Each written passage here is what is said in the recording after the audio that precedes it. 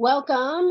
My name is Millie Santora. I'm an April board member and facilitator of the call today. So thank you for joining this workshop, which is called Realizing Rural Relationships, Peer Support for Rural Outreach and Organizing. So before we get started, I want to mention a few housekeeping items. First, when you scroll over the screen, the menu bar pops up. Depending on what device you're on, you can find that menu bar at the top or the bottom of your screen. That's where you'll be able to find closed captioning for today's session. And you can view the captioning by selecting the CC tab on the menu bar. For sign language interpreting, you can find the interpreter on the screen. And if you'd like to change the size of the screen, if the slides are being shown, you can select the line in the middle and move it in whatever direction makes it work best for you. If you have any technical issues, please use the chat feature. You can find the word bubble in the same menu bar. If you'd like to turn the chat feature off, if you're using a screen reader, you can do that by pressing Alt and H, or please use the info and help section on the conference website for more help. For Q&A times, please use the Q&A box, which is on the menu bar, and please only submit questions there as they may get lost in the chat. To ask questions or make a comment, you can also select the hand option on the menu bar that allows us to know that you have a question. For those of you on the phone today or using keystrokes, we ask that you press *9 or Alt and Y on your keypad to raise your hand. We will let you know when you can unmute. You can select the unmute option or Alt and A if using keystrokes. And if you do join in the conversation, please remember to keep your background noise down as much as possible so that we can all hear you clearly. And so having said all of that, I'm going to go ahead and turn it over to Raina Sage to take it away with Realizing Rural Relationships, Peer Support for Rural Outreach and Organizing. Take it away, Raina. Thank you so much, Millie. My name is Raina Sage. My pronouns are she, her, and I am sitting in my sunny office in Missoula, Montana, and I'm really excited to be here with a great team of folks who are going to be presenting today on our project. So what you can expect today is we're going to do just a brief introduction of the Rural Community Living Development Peer Mentoring Program. We call it RCLD for short because we like acronyms. And we're going to have some focused discussions on 3 rural outreach and organizing topics, including outreach through new programming, reaching underserved communities, building non-traditional relationships, and then we'll do some wrapping up and have some ways for you to get involved if this is something that you're interested in. So the RCLD Peer Mentoring Program started, myself and my colleague Lily is also on this call.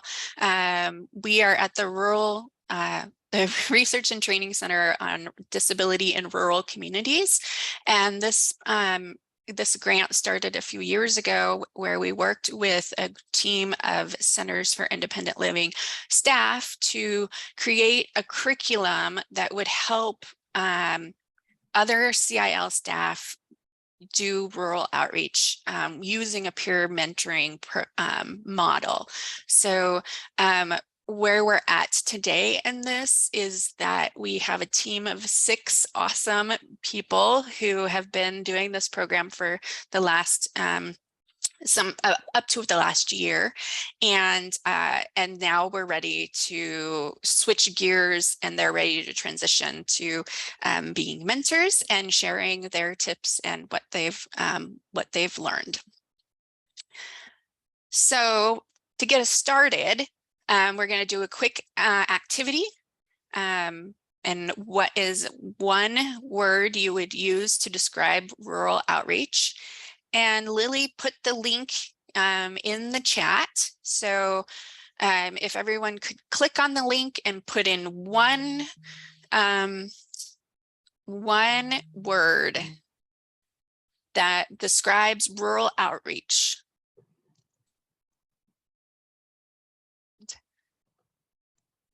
And then Lily, are you going to send the word cloud? Yeah, I'm going to suggest that I'll continue to poke, and I'll also, I see folks are dropping some words in the chat. So I'm going to let folks take some time, I think maybe while we get into our next presentations. And then at the end, I will share the word cloud and we can kind of discuss that as we wrap up. Perfect. Thank you, Lily. All right. So I'm going to now turn it over to Stephanie and Dory, who are going to talk about outreach through new programming.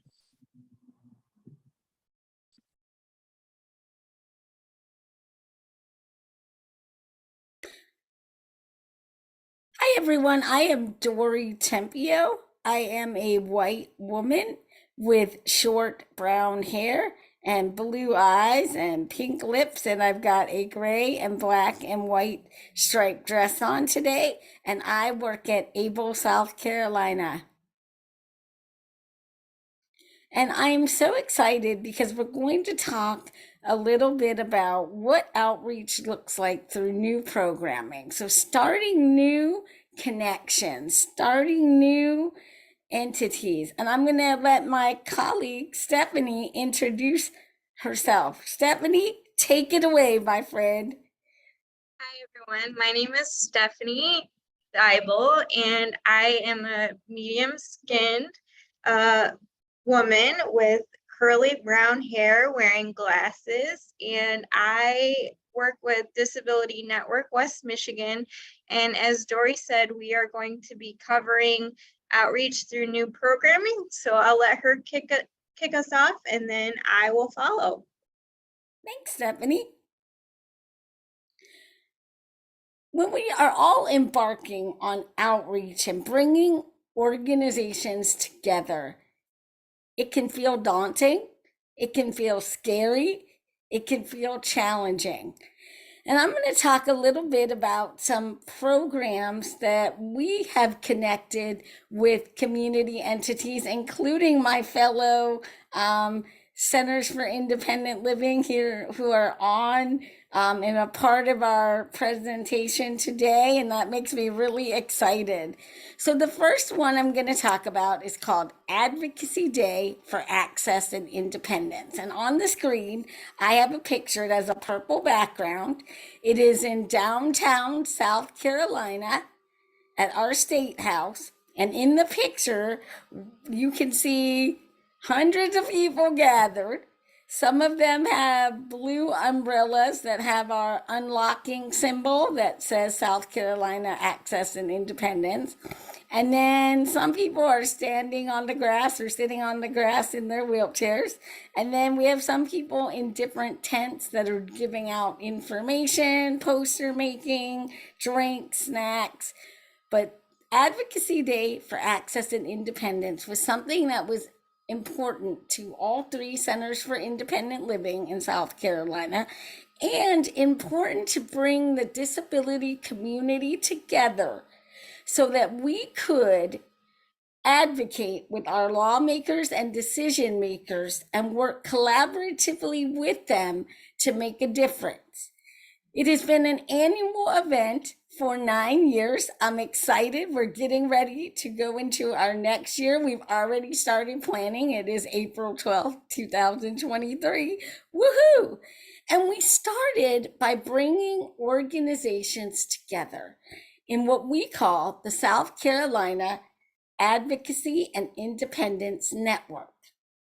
And it's about bringing organizations together that are not only organizations that serve disabled people, but organizations that serve the community, businesses.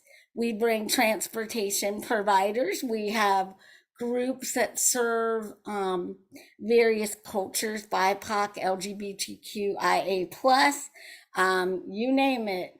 any kind of group you can imagine is there. And we started first by bringing the disability community together and organizations that serve the disability community.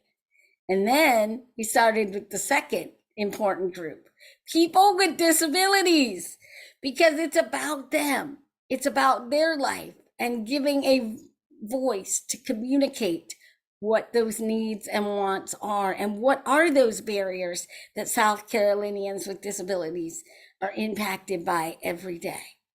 And then we started reaching out to community entities that work with people with disabilities, but they may not realize it. So we brought in our folks from our local transportation providers. We brought in state agencies and other groups like that. And then we went to non-traditional entities. Because guess what, my friends? We can't have a community if we're not all working together. And so that meant reaching out to non-traditional entities that don't typically maybe connect with the disability community. And so this led us to then moving forward, and each year we built up this community, and we have currently around 40 to 45 stakeholders that are a part of the South Carolina Advocacy and Independence Network. And then we bring on more and more people each year. It started with face-to-face connections. It moved on to calls. It moved on to internet meetings like we're doing today on Zoom and other platforms. It meant engaging a whole community to unlock those barriers that all South Carolinians with disabilities are impacted by. And then we do what's called a survey, and ours went out for this year, this past week. We do a survey where every person with a disability can complete it digitally or in paper form, or they can call in and we can ask them the questions and they can provide the answers where they tell us what those barriers are. So before we even get to the idea of producing issue areas, they're having a say. And then at the day, we have speakers from the disability community that are citizens of South Carolina speak. We have state representatives speak, and lawmakers, decision makers. And we've been fortunate a couple of years ago when we did it virtually because of COVID-19. We were fortunate to have Judy Heumann, so that was pretty amazing. When you look at the bigger picture, as we've evolved, and I help facilitate this wonderful day, I have upped my game for outreach, because you have to keep getting bigger and better and looking at what you want to make your community more cohesive.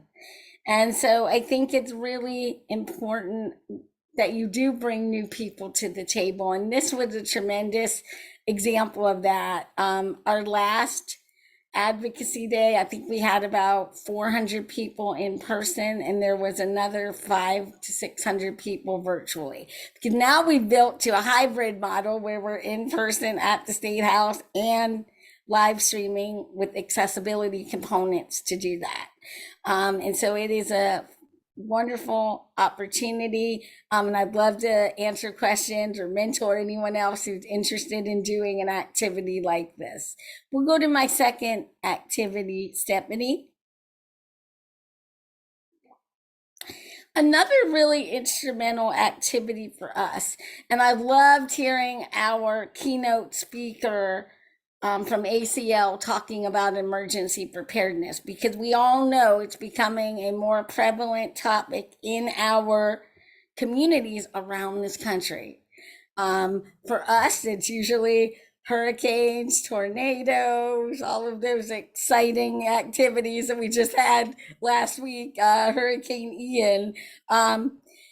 But we wanted, after we call it here, the 10,000 year flood that took place in 2015, we noted that the disability community was left out of emergency planning, left out of emergency preparedness, and left out being included in evacuation and sheltering.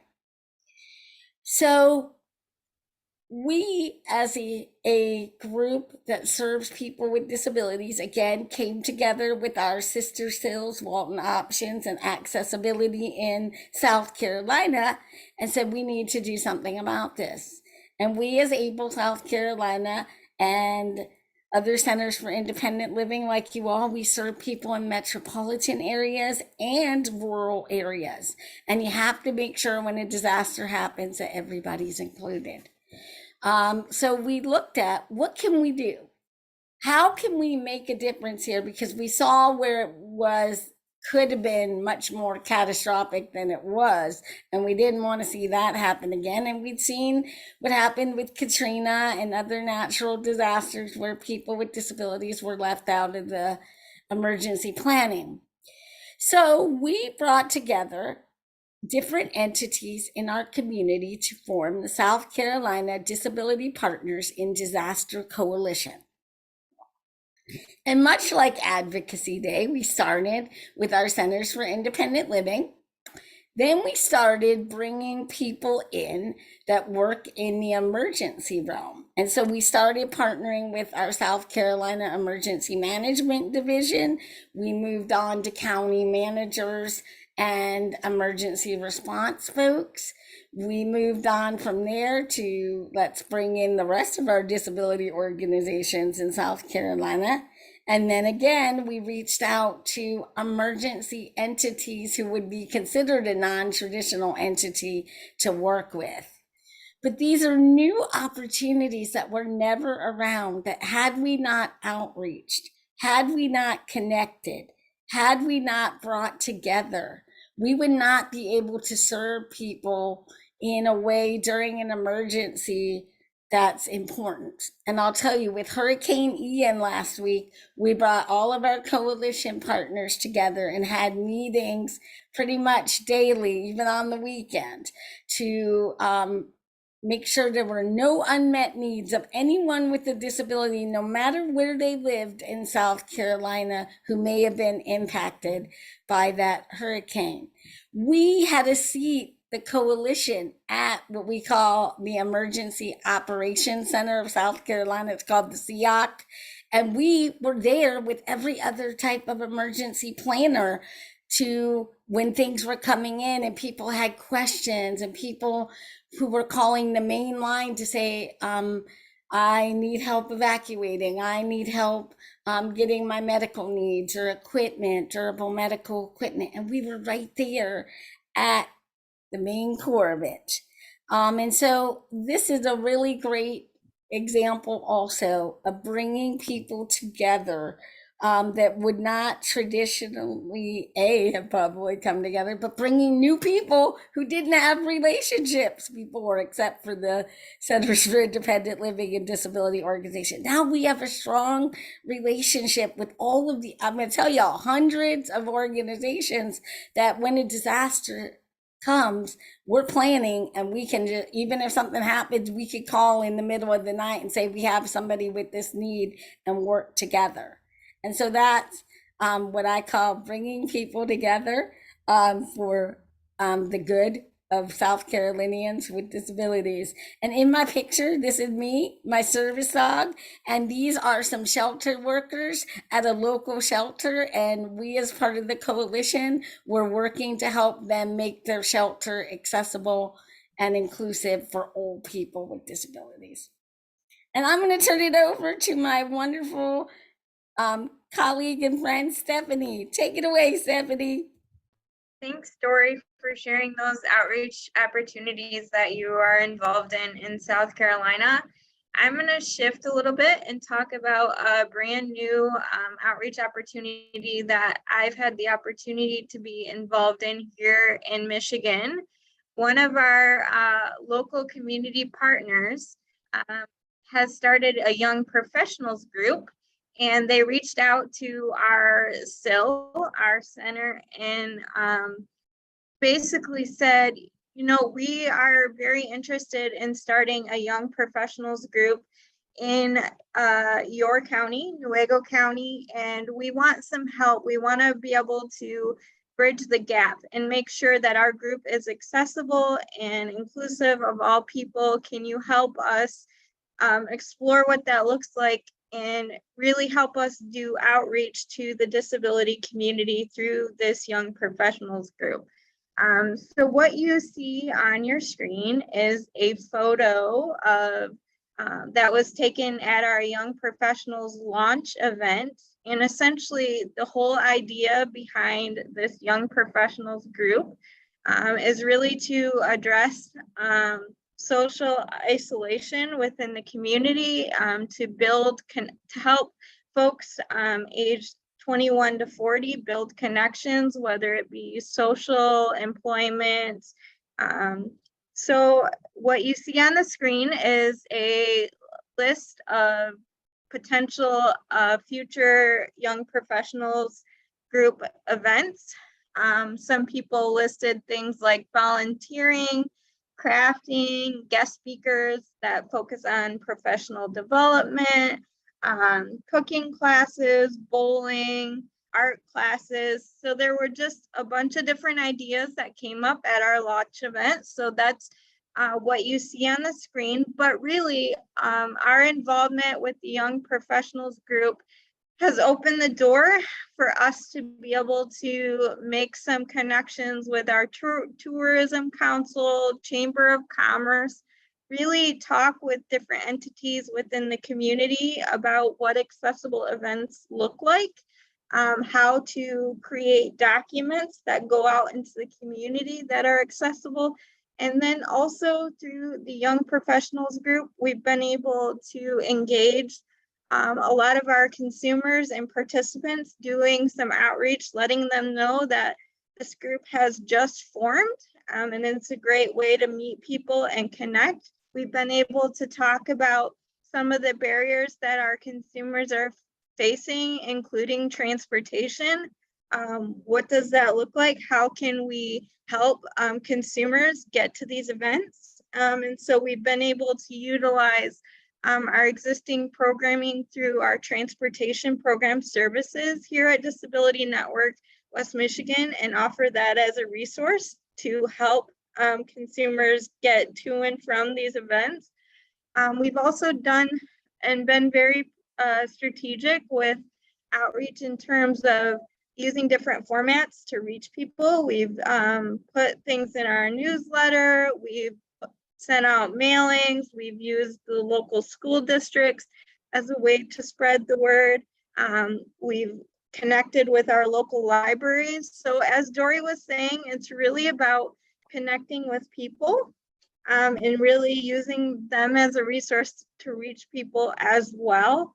And then another thing that we've really tried to do through the Young Professionals group is really move the events and activities that are being offered through at different times of the day, so that scheduling we can reach more people. So for instance, we have had evening events, we've had morning events, events in the middle of the day, to really try to broaden our reach and reach people at different points of the day. And then we've also moved our events to different cities within the county to try to broaden our reach also.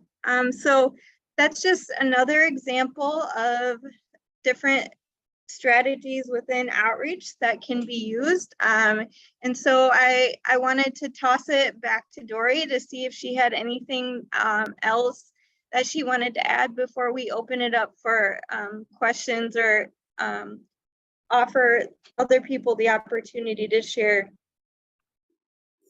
I think the key part of both of what we're doing that we want you all to see is that we're using a variety of methods, but we're also, the disability community is at the forefront, and the disability community is the one leading these events and taking part in these events, individuals, consumers, etc. And it really does make a difference when our community is leading the way and paving the way. So we want you all at this point to share with us either any ideas that you have that have worked bringing new people together for an event or a meeting or a conference to discuss issues, or we're opening it up if you would like to ask us any questions about bringing new people together and creating a new group or coalition or entity. Anybody want to ask any questions or share any experience? I'm going to let Melly tell us what's in the Q&A. Yes, so there is a question in the Q&A for Stephanie. It says, for the YP group, how would you format it if you had a large service area? It's difficult to know how to stretch out youth services with such a large rural service area. Yeah, so the county where this group is actually formed is one of the largest counties in our service area. So we're currently kind of working through that right now. One of the ways, as I mentioned, is just to move our events around to different towns within the county. That's currently the strategy that we've used. Also, offering some virtual options as well as in person, and really just trying to move it around. Awesome, I like that. Kaylin also put in the chat having food or an incentive for people to be there is another really good idea. Sometimes the incentive is you get to be included and have a say. And for a lot of us who we ourselves are disabilities and people with disabilities and peers, we know what that's like to not have a say. And so when we give people those outlets to participate and have a say in what's going to take place, sometimes that's the incentive right there in and of itself. Caitlin also put in the chat, right, like for Advocacy Day, people feel like they are being heard. Don't reinvent the wheel. Build on collaboration already in place, such as human service collaborations. Thanks, Deanne. I love that. Anybody else want to offer out any ideas or share with us? Because we love everybody working together. I love this.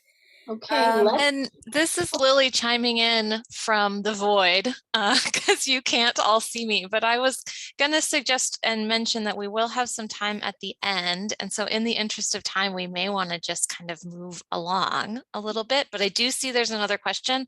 I'll note it and I'll hold on to it so that we can get it answered. Yeah, there's two, and these are more gauged toward in general anyway, Lily, so we could get those at the end. Thanks, everybody. We're excited. We're going to turn it over to our other colleagues to talk about reaching underserved communities. Take it away, Sequoia and Tessa.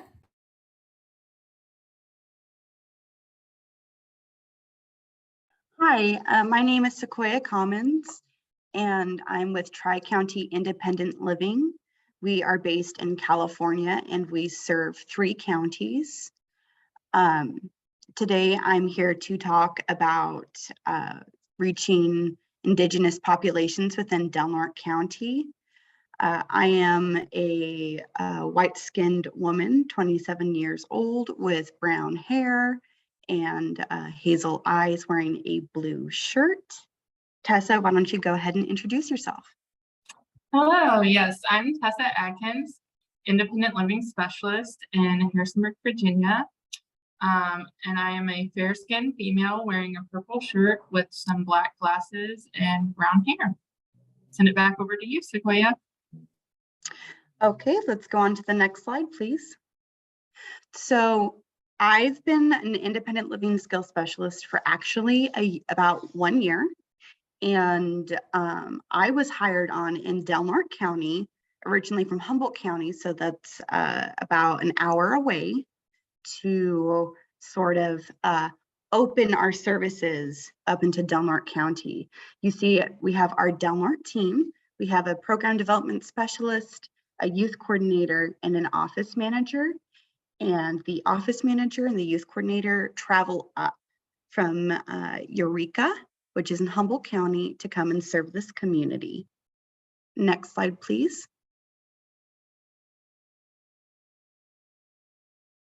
So what I would also like to discuss as a little bit of background information is to the left, you will see a map of Del Norte and Humboldt County, but these are Del Norte and tribal adjacent lands. We have the Tolowa-Dini Nation, the Elk Valley Rancheria, and the Yurok tribe within Del Norte County. These are unceded lands. And I have included on the slide links to their websites because I do not have a tribal affiliation, and I don't feel comfortable in discussing the history and the specifics. And these websites are great if you want to get any more context or background information. And specifically today, I think I will be talking about the Tolowa-Dini Nation and how we've developed a relationship with them. Next slide, please.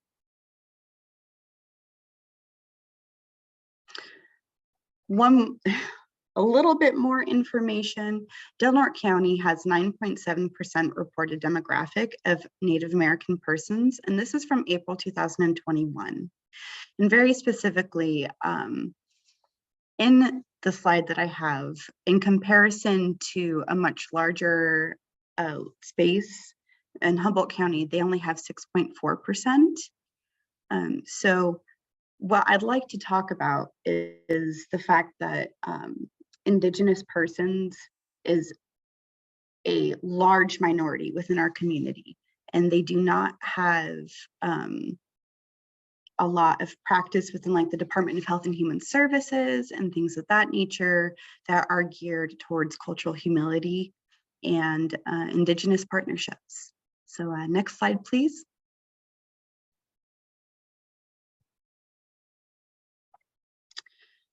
I would like to talk about how this came about. So I had our community advocacy person, Trish Cottrell, speak to and reach out to the Tolowa-Dini Nation in regards to, hi, hello, we serve Del Norte County, and we have we would just like to start talking to people and creating these relationships. We did get a response back from their marketing advertiser coordinator, and she was like, we'd love to connect, very happy to help. And it started with listening to what problems and challenges and strengths as well happens in Smith River, California, which is part of Del Norte County, which is part of past reservation land for the Tolowa-Dini Nation.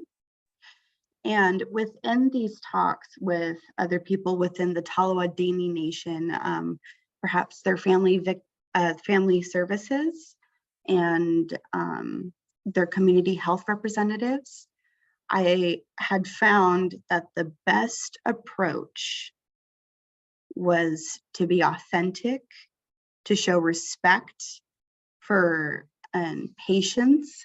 Sometimes I had definitely found myself like not understanding the situation and allowing sort of the context to unfold was very helpful, and really showing humility within discussions, being teachable, asking questions when it was appropriate, and not expecting any sort of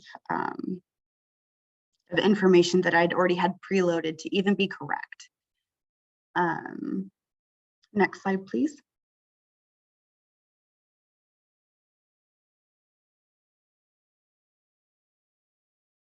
So community is everything.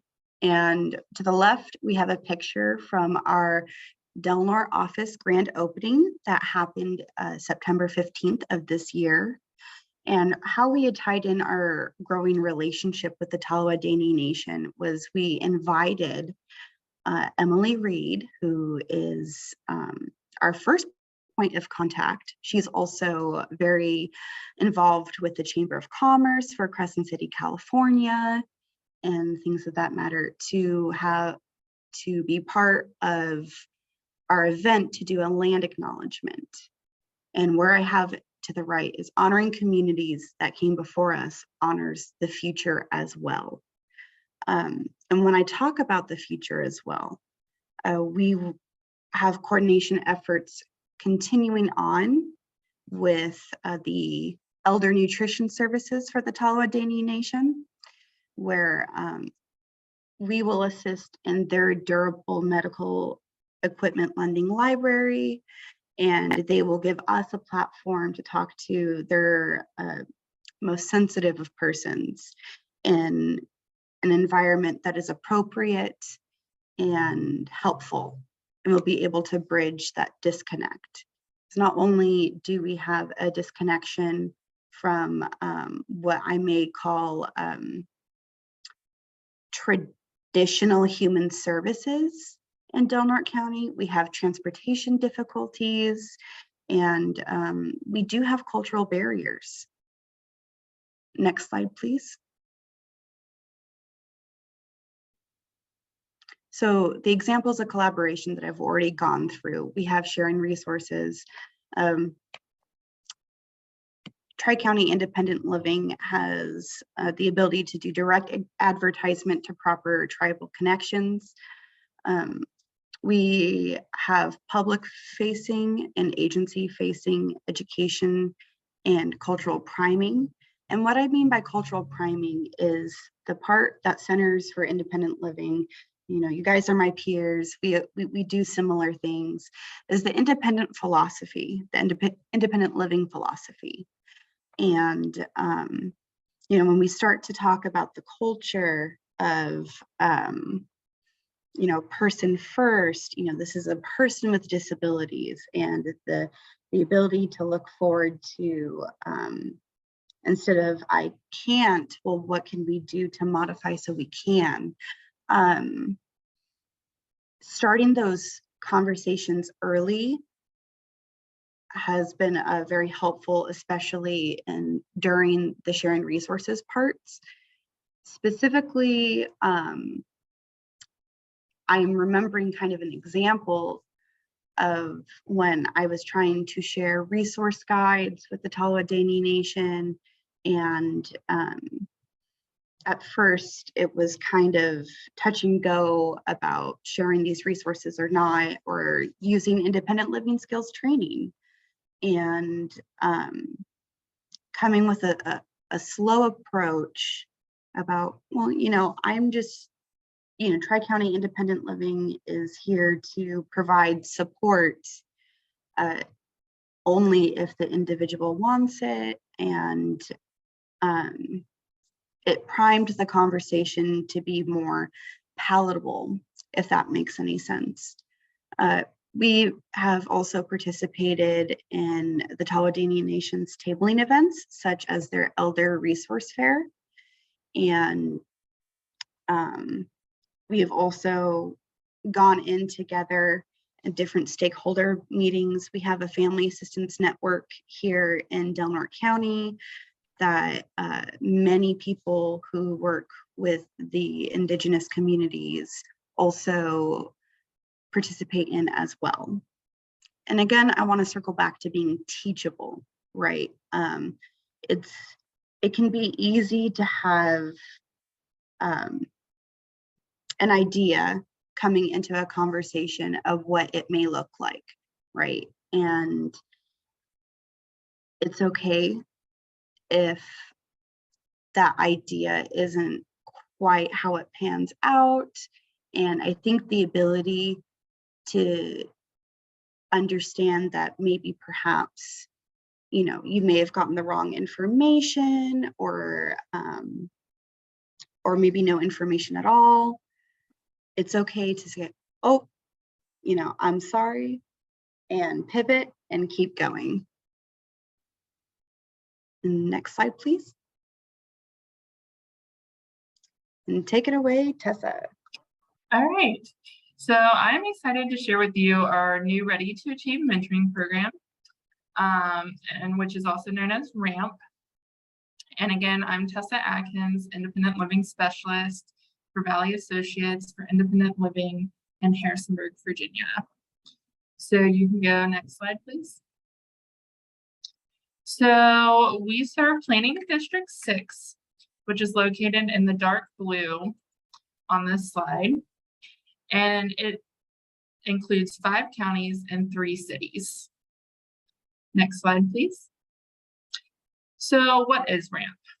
So the Ready to Achieve mentoring program came after an attempt with local libraries. So we wanted to teach our younger age range group within the localities. And overall, we wanted to increase our presence within rural communities. So it's a high-tech, career-focused mentoring program for youth who are at risk or involved with becoming involved with the juvenile justice system, and it's geared towards youth with disabilities. And we reach out to mentors within colleges or anybody that's interested within our community. Next slide, please. So reaching youth in underserved communities. So this is a collaboration between RSIL and the Department of Aging and Rehabilitation. And the youth have to self-disclose their disability. And then the following categories.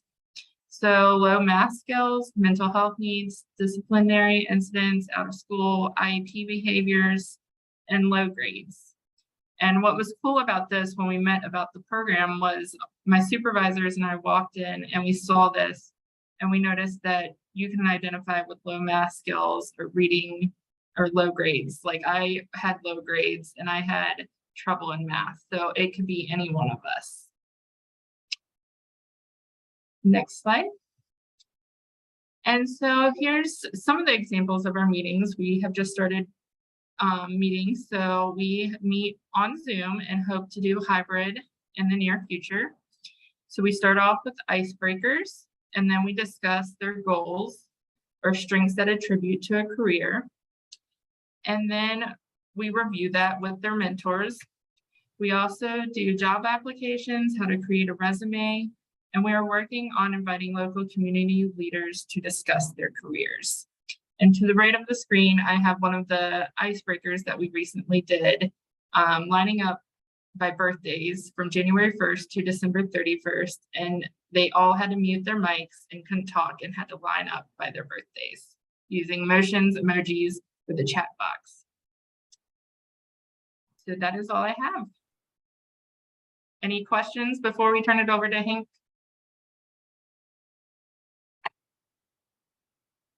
Or Sequoia, did you have any other comments? No. Please. This is Lily. I did want to read a comment that we got that I thought was really wonderful. And we do have some questions. And again, I think we can hold them till the end, although I apologize. I was confused on time and thought we had only an hour, but we have an hour and a half. So yay.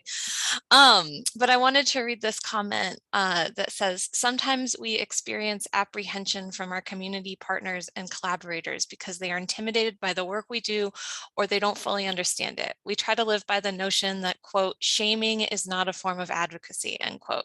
So establishing relationships first is critical for us. Once people start working with us, they realize how mutually beneficial and amazing working with the CIL really is. We must break though.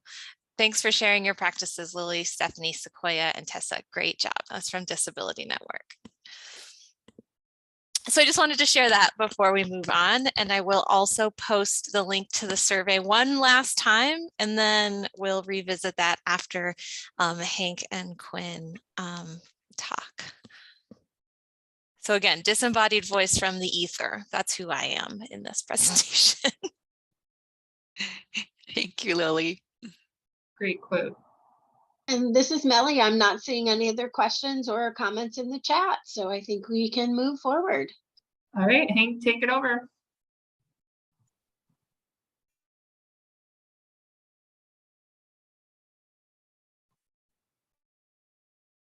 Hello, I'm Hank Bostic. I'm from Kalamazoo, Michigan. Here to talk about some non-traditional ways that we're trying to reach out to the people in rural areas in the counties we serve. I work for Disability Network Southwest Michigan. We have 8 counties that we serve, and yeah, I'll go more into that in a minute. Let Quinn introduce himself.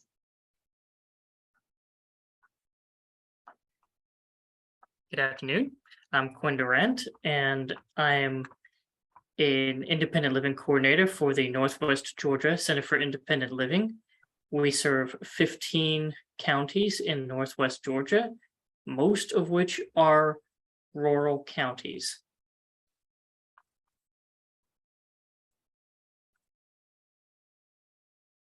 Go ahead, Hank. Okay. So I'm going to describe the slide that I have up here. There's a picture of a really old school bus, non-accessible, actually being used for a restaurant right now. And then the picture of something that's been modified to make it accessible and easy to use for office space. So what we're wanting to do through Disability Network Southwest Michigan is develop a unit that is accessible and that can be used as a mobile office. I guess I would go back to this. I think I'm supposed to describe myself. I'm a balding 59-and-a-half-year-old man wearing glasses and a shirt with squares and diamond light and dark shapes on them.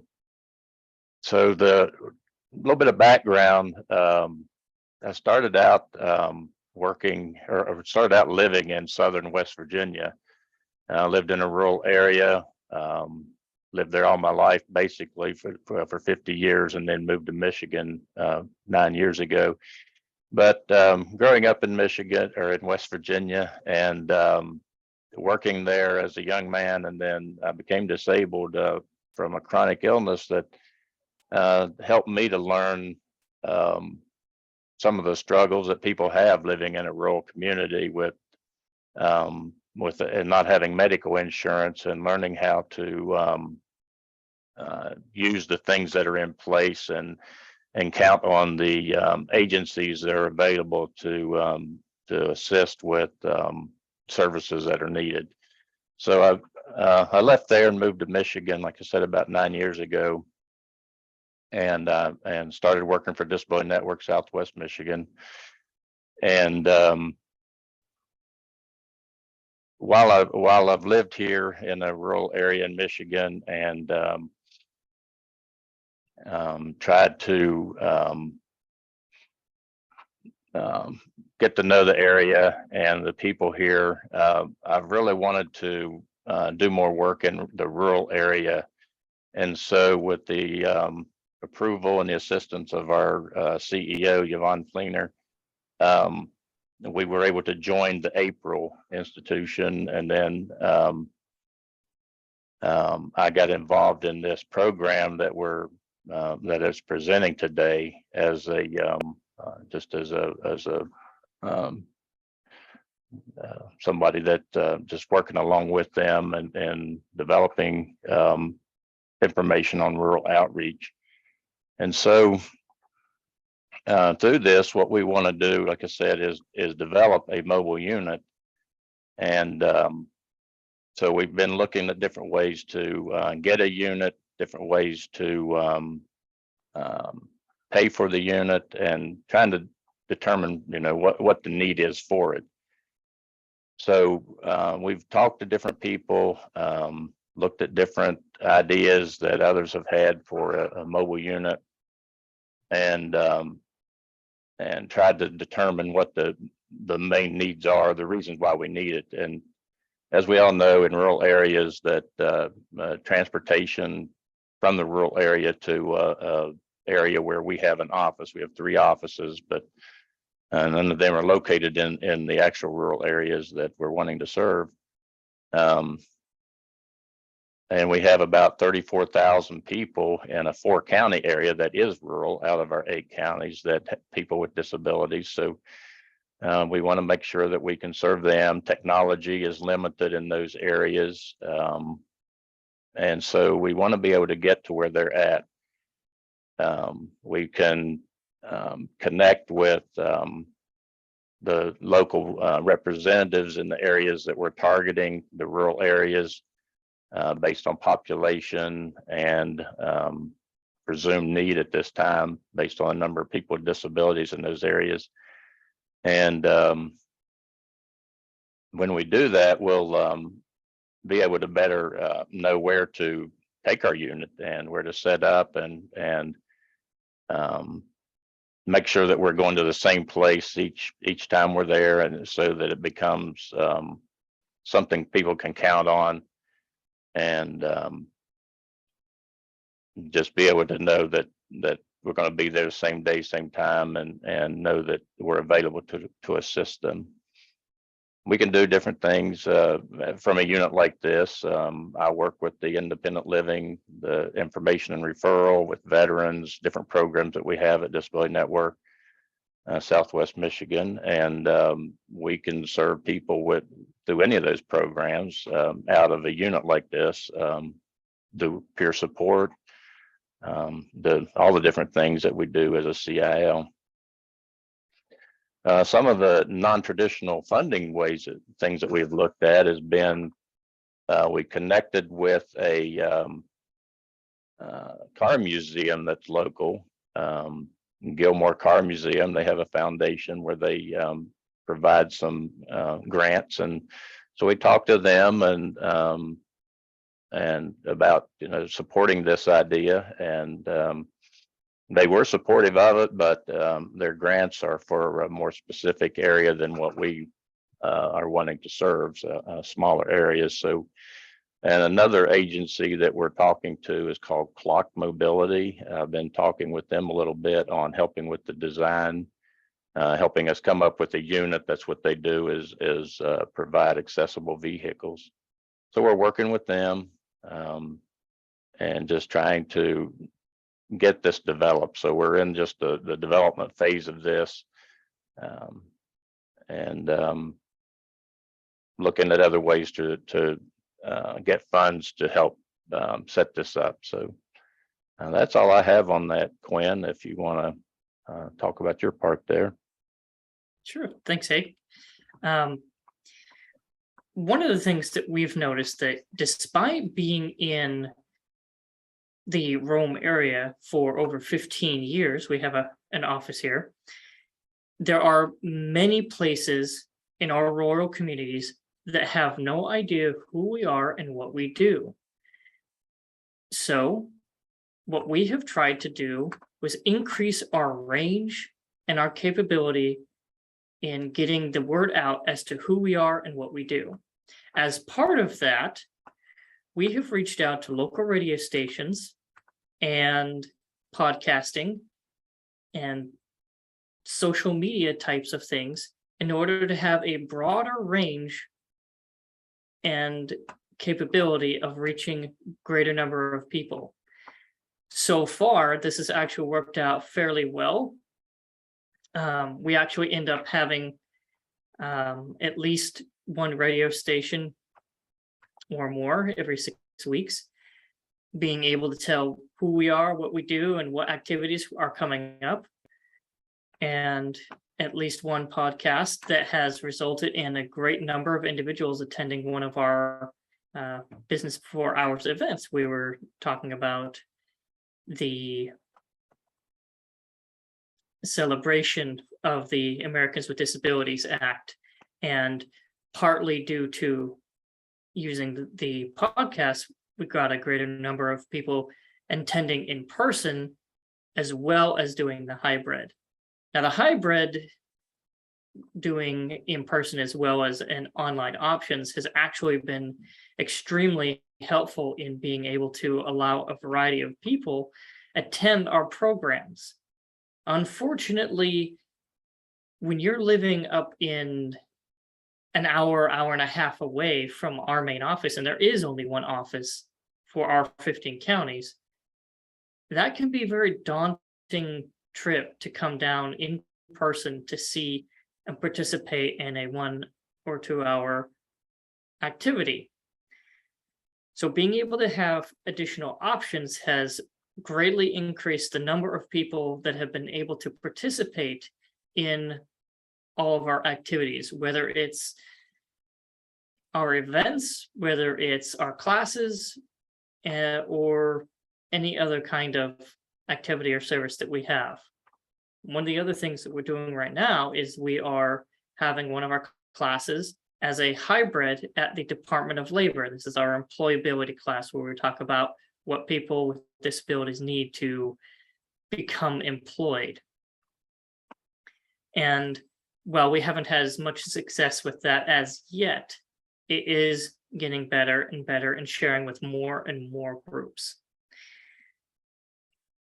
What I want to think about today with these groups is, how do we identify with the areas that we serve?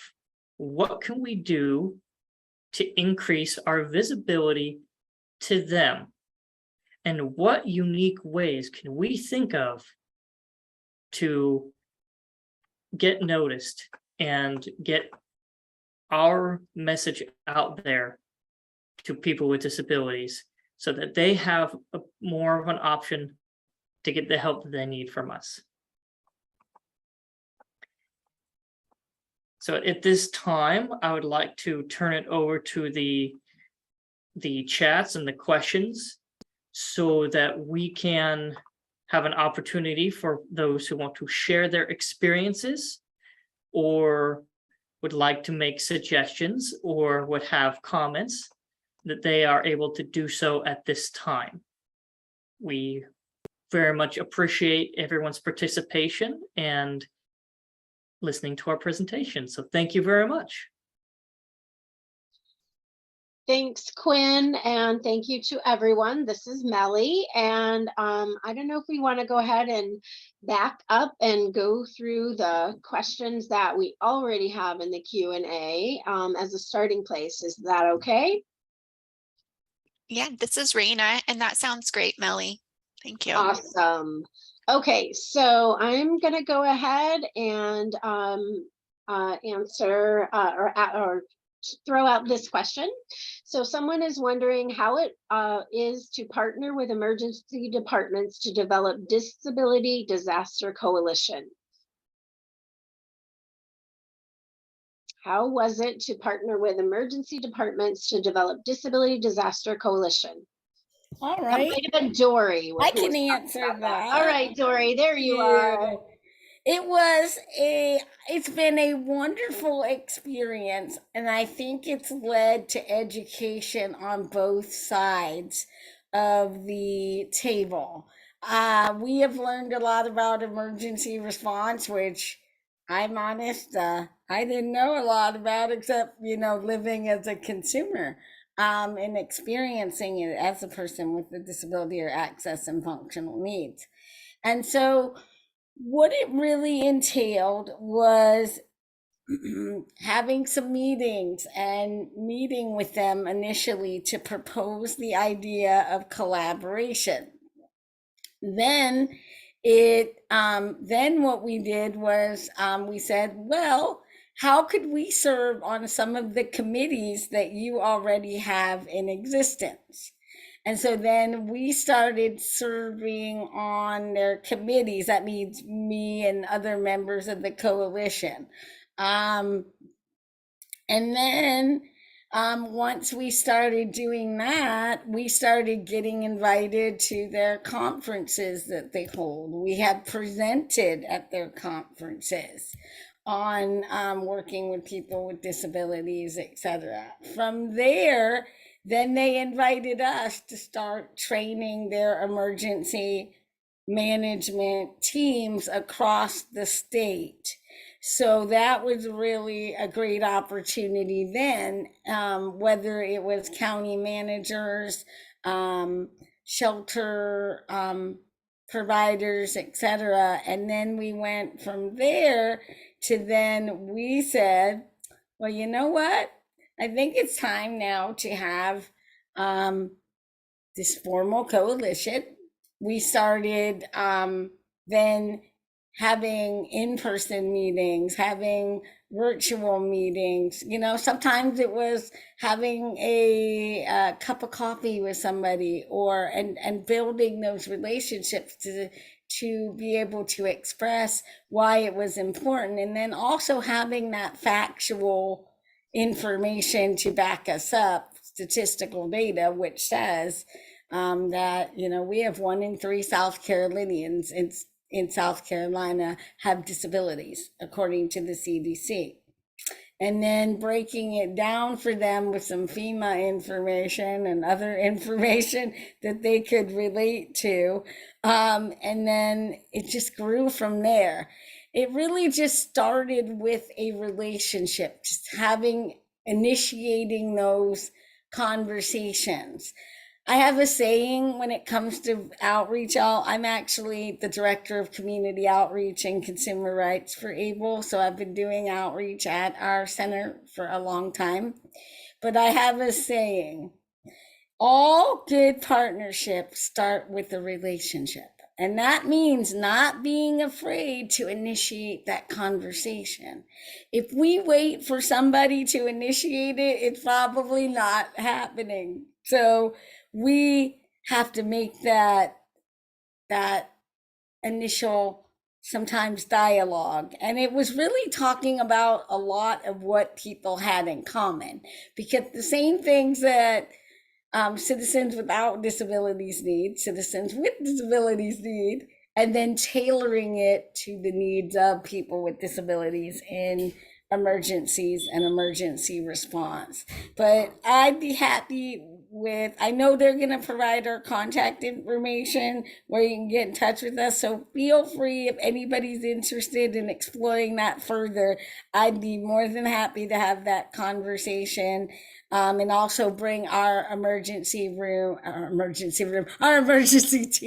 to the discussion, because we don't want to just see this in South Carolina. We want to see it become a thing across this country, because it's instrumental, no matter whether you have ice and snow or hurricanes or whatever emergency your state may be impacted by. So thank you so much. We'd love to further the discussion. I'm gonna let you go to the next question now, Melly.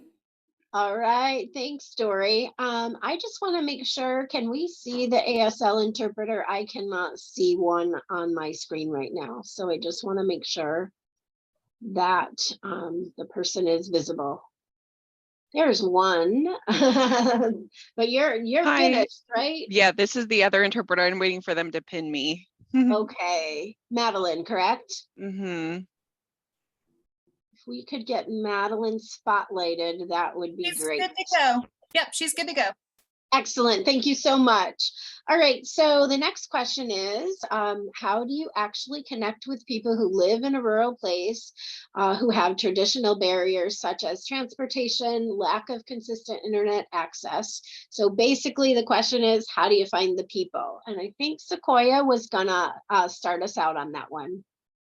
Hi, yep, Sequoia Commons with Tri-County Independent Living. Again, so I live in Northern California, and this is kind of my bread and butter, this question. We have a lot of the same traditional barriers, you know, with transportation, lack of consistent internet access. I found that it was difficult for people to come to our office. Even once we had, because originally we started by sharing an office space that wasn't accessible to the public and a senior center. And December of last year, we moved to a different building that was more downtown and public facing.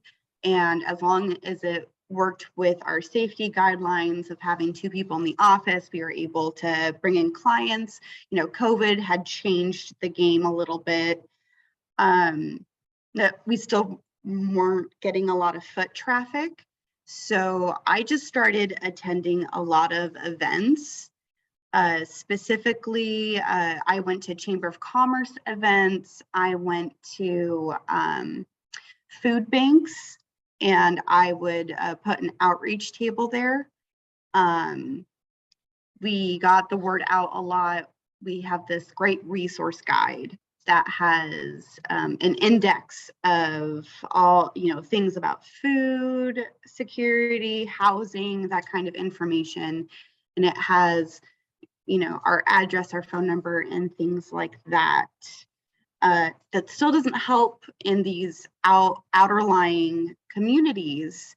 So I really went in with the word of mouth. Social media is great for people who do have internet access. Don't be afraid to put up flyers. Don't be afraid to be visible in these communities, and really participating in other events and talking to other providers.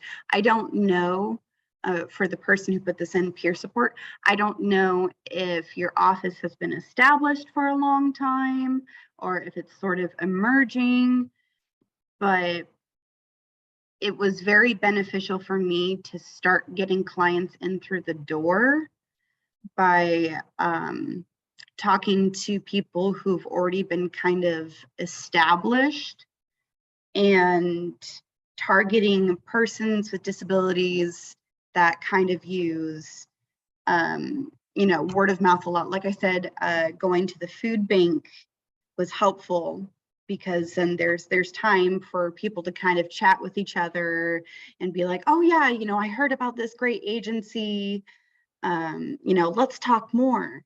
And tying back into what I was talking about with the Indigenous communities, being able to be present and visible and go to some of their, resource fairs and things like that. Find where your word of mouth hubs are. Don't be afraid to be creative and think outside of the box. I think this also really ties into the part of the presentation that was about building non-traditional relationships. Sometimes you're going to have a hub in the community that might not even be like another nonprofit or government agency. There's a place called Our Daily Bread Ministries that, even though we do not have a religious affiliation, there are a lot of people that gather there as a word of mouth. So same as what Dory was saying, I don't have my contact information here, but if you would feel open and wanting to discuss this in a different scenario, I'm sure that we can connect somehow.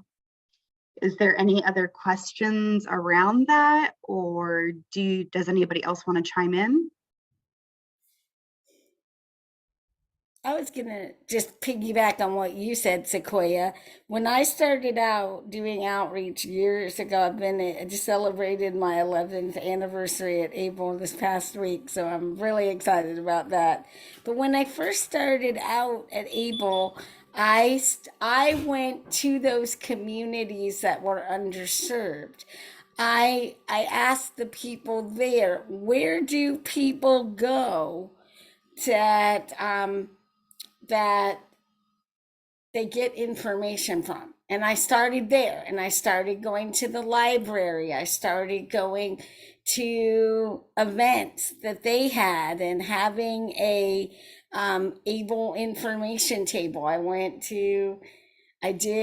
a result of some of it, we ended up doing a disability culture training at a church there, because everybody's hub there, as Sequoia was mentioning to y'all, was their church. They got information at the church, at the library, and at the grocery store or senior center. So then putting up flyers at those places. And then once the consumers started taking part in some of our events, whether they were virtual or in person, then I started asking them, what do you think your community needs? What do you think would be helpful? And then utilizing that to either serve on some of their committees or have those consumers serve on those committees, so that you're also giving opportunities for those consumers to have those direct pathways, and then they're leading you into that discussion, and then utilizing those connections to bring in the non-traditional entities, as well as there are leaders in those communities from different cultural backgrounds, from different affiliations, etc. And then we would get connected with them and then have them serve on some of our committees as we were equally serving on theirs.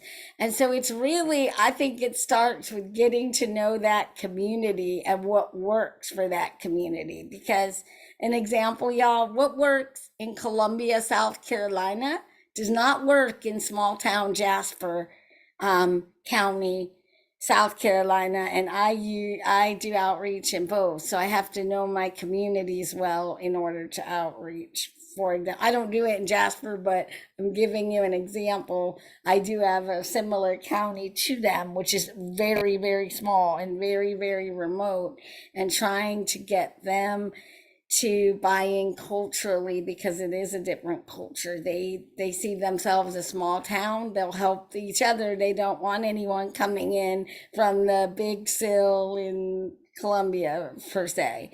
And it's like that for other sills as well. So I hope that helps. Excellent. Thank you so much. We've got about 15 minutes left, so I think we'll go on to the next question. We can always have people go back if they want to interject anything else at the end. So the next question is, how do you advertise or market your events? So who has some ideas on that one? Actually, I've got some ideas on that. This is Quinn Durant. So there's a few ways that you can really advertise your events, and it depends on what direction you want to take it in. Some of the ways that I've been taking our events in is using the social medias, using the flyers, getting it out to as many people as possible. Those leaders in the community and the Chamber of Commerce often are great places to start with that. But if you're not as familiar with those places, just kind of think outside the box. Just whomever you can think of that you think might be a good tent pole, try it out. Sometimes it works, sometimes it doesn't. And the only way to know oftentimes is to give it a go. If you have someone that you feel is really good at speaking and engaging people, maybe that's who you might assign to do radio stations or podcasts. Or maybe you might do informational videos. As part of that, leading up to an event. So it really depends on where you want to go. And there's a lot more ideas out there. Those are just a few. Excellent. Thanks, Quinn. Anyone else have anything burning, panelists, that they want to share before we go on to the next question? All right. Next question is for Tessa. And you might have addressed this a little bit, Tessa, but we'll give you a chance to say a little bit more. Are your youth programs hybrid, virtual, or in person? If they're hybrid, can you talk about your experience to make sure all attendees are included? Yes, so right now they're all virtual, but there were a lot of emails sent out about available times, along with if they preferred in-person or virtual. And we intend to move towards some in-person activities as we go out and meet the individuals within the field of work. And then, so we just try to do a lot of breakout rooms on Zoom. A lot of fun icebreakers and would you prefer this or that? Like a lot of surveys. So just using all the Zoom features to make it interactive. And then the other thing I wanted to add was we always invite caretakers and parents, anybody that would like to be present in the youth program, they can be present. So I hope I answered that well. Yes, thank you. Did anyone else have any response that they wanted to share? I think that's always a challenge. So much of our world has moved to, you know, the hybrid or you know, something of that nature, and I have found for myself in my work that to be a challenge. So any other panelists want to chime in on that one? Okay, I'm going to go back. I saw an answered question, but I just want to see if I can pull it up and share it. Let's see. Okay. So this question was for any of the presenters. Were there any organizations or groups that really surprised you with how receptive they were when you approached them to collaborate or partner? And so Sequoia answered that surprisingly enough, there's a robust CalFresh health program at Del Norte County. While we haven't been able to figure out exactly how to directly collaborate, they were very happy to partner and collaborate in the aspect of sharing resources and bringing disability inclusive. Woo, I can't speak this morning. It's still morning here. Oh, I guess it's afternoon here too. And bringing disability inclusivity into community discussions. Wow. Okay, any other presenters want to chime in on the question? Were there any organizations or groups that really surprised you with how receptive they were when you approached them to collaborate or partner? I see Dory popped on. Dory, did you want to? Okay, go for it. I think for us it's been like South Carolina Emergency Management Division, some of our entities that provide religious services for different folks have had us to do disability culture training because they're wanting to be more inclusive. We have also had some experiences with working with members of the indigenous communities in rural York County of South Carolina, who they reached out and said, you know, we're exempt, we know that, but we don't want that. We want to be accessible, equitable, and inclusive. So how do we do that? So I think when we open our maybe our ideas to new experiences as well, that can help. Like I have a thought in my mind that there isn't anybody I'm not going to try to collaborate with, because if I put limits on who we can collaborate with, then the only people I'm hurting are the disability community, because they're going to lose out. At the end of the day, each of us has to collaborate with folks, even when we don't always maybe have the same philosophy, because in order to gain more opportunities for the disability community, more rights for the disability community, it means embarking with people who do not always share the same viewpoints that we do. And so when we open up our experiences, then we allow ourselves to have those opportunities. I don't ever worry that someone's going to say no. I just say, you know, why not? Why not try? Why not give them a call? Hey, it might take me a couple of times to get connected. We may have to meet more than once. But I think at the end of the day, when we all say, why not, instead of worrying that they may or may not work with us, at the end of the day, I think it surprises all of us. And I know I learned that personally in doing outreach. Awesome. Thank you so much. Stephanie, did you want to chime in?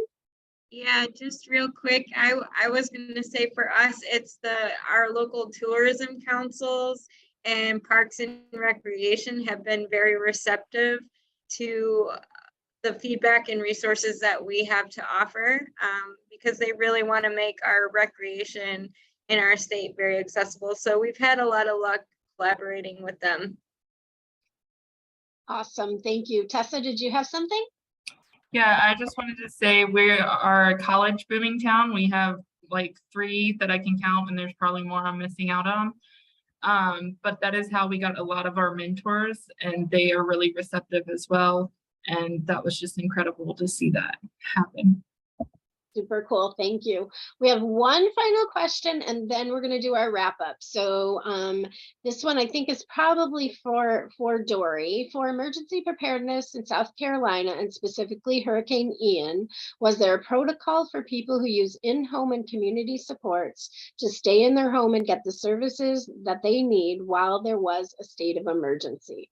So as quickly as you can answer that would be great, because I know you all We need to wrap worked up. in collaboration to ensure that people got what they needed. We work in collaboration with the entities that provide those services.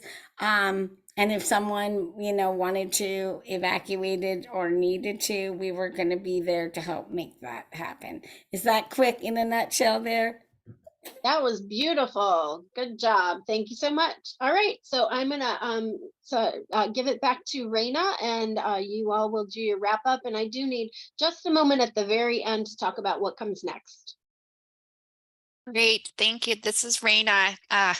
Such great people doing great work, and I am just so appreciative of being able to be part of this. So we've already kind of had these main takeaways and this open great discussion about, it's thinking outside of the box. It's non-traditional partners. It's bringing people together. It's being open and patient and raising awareness and elevating disability culture and pride, and especially with the underserved and marginalized communities. So thank you all.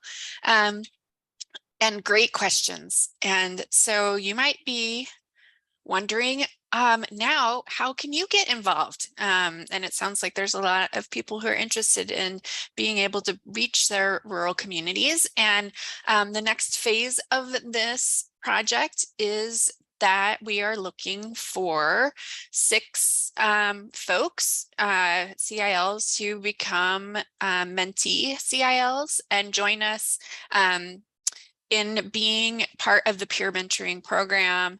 And then we're also going to be having an in-person training and meeting in April here in Missoula, where we will bring all 12 folks to Missoula and get people matched up.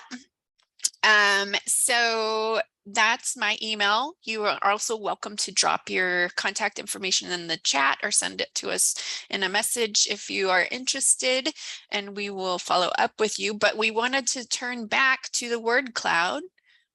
Also, let's see if I can do this. There we go. All right, here. Lily, have you studied this a little more than me?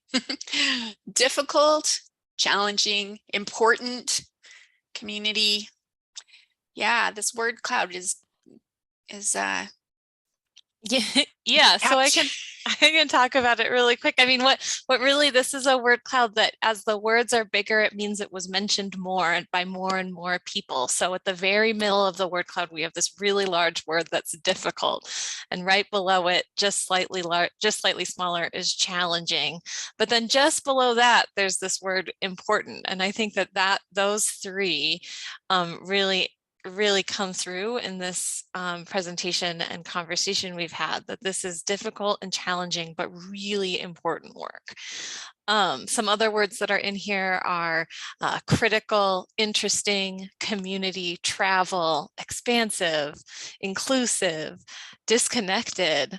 I don't know, right? Oh, there, we got it. There, it's bigger. Wonderful. Creativity. need, bumpy, tough.